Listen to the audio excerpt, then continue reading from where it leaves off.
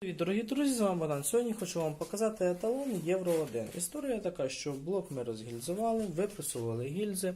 Так як був перегрів двигателя, то гільзи прикипіли до блока. Ми випресували, побачили задіри. Далі ми прохонінували блок, 3 циліндри прохонінували і ще 3 залишили, щоб вам показати. Значить, коли є задіри, у нас пішла деформація по циліндру. І циліндр нам потрібно розтачувати під більші гільзи. Зараз ми зробили хонінговку. На хонінговці ми зняли не більше сотки. Для того, щоб побачити, які циліндри ми залишаємо під стандартні еталоновські гільзи, а які будемо розтачувати під мерседесовські ремонтні.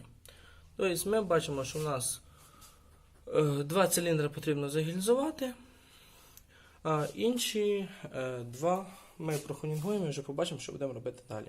На цьому все. Всім, кому сподобалось відео, ставте великий пальці вверх, підписуйтесь на канал. Всім дякую за увагу.